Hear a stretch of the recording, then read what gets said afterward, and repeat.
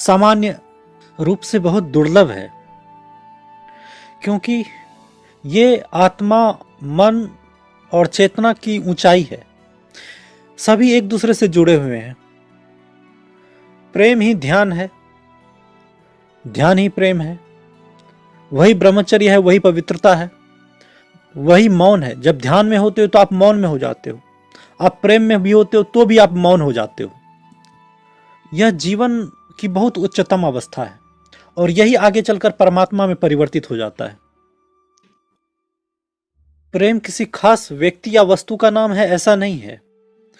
जहां भी पूर्णता है, ऊर्जा है, तेजस्विता है, जहां भी परमात्मा का नूर है, वहीं हमको प्रेम हो जाता है।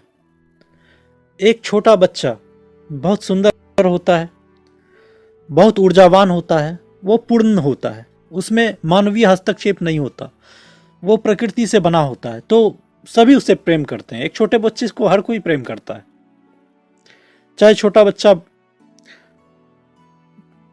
किसी जानवर का हो या कोई भी, क्योंकि उसमें पूर्णता होती है। इसी तरह मानव जीवन में भी प्रेम होता है कि जब हम किसी से प्रेम कर बैठते हैं तो उसमें हमें अपना पूरा संसार नजर आता है। इसी के कारण, क्योंकि वहाँ पूर्णता नजर आ गई, वहाँ परमात्मा का एक झलक नजर आ गया, इसी के कारण हमें प्रेम होता है। लेकिन बाद में जब मिलते हैं तो वो झलक गायब हो जाती है, इसलिए धीरे धीरे प्रेम खत्म होने लग जाता है।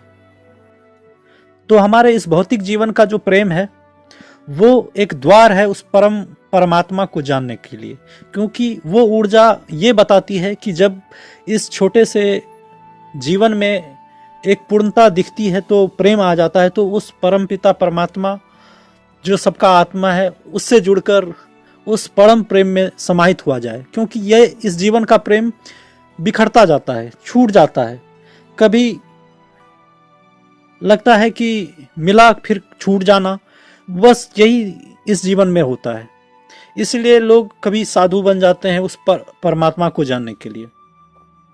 राजा भर्तृहरि का नाम सुना है, वो श्रृंगार शतक लिखा उन्होंने कि किस तरह से शरीर को सजाया जाए, वो इतने अमीर थे। फिर उन्होंने वैराग्य शतक लिख दिया कि इस संसार में कुछ नहीं रखा है, 100 बातें लिखी वैराग्य शतक में। और श्रृंगार में भी, श्रृंगार शतक, जब वो राजा थे तो श्रृंगार शतक लिखा था। उनकी रानी पिंगला थी, बहुत सुंदर थी, विश्व की बहुत सुंदरतम स्त्री थी, वो उससे प्रेम करते थे, लेकिन पिंगला किसी और से प्रेम करती थी।